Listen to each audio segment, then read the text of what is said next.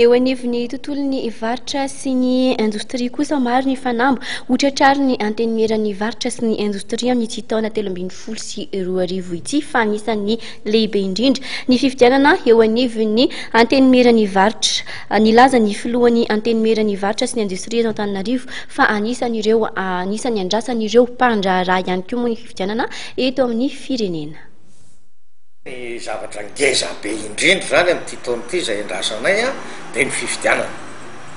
zay tokony isy ny fifidianana amin'ny chambre de commerce ary zay aloha dia mametraka fa tena tsy misy zavatra havanana raha tsy vita ny fifidianana satria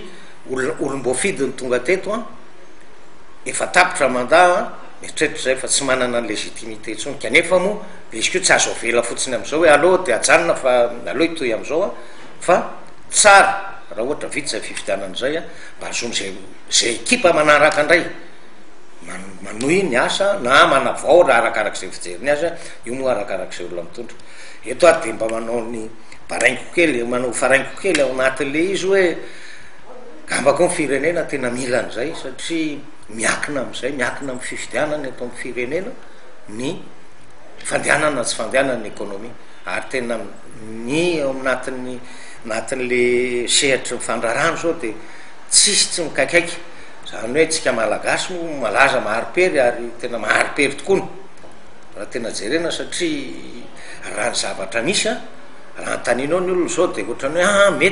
mety fa rehefa tena miaina izy tena tsisy zavatra tena hoe mandeha amin'ny tena aradrarany mampatahotra ihany le situation ary mieritreritra zay hoe raha vita somatsara ny fifidianana tena onivon'ny firenena fa tsy hoe chambre de commerce fotsiny resaka fa tena le fifidianana ho filohan'ny république fifidianana hoan'ireo mpitatana isan'ambaratonga ny sénat ny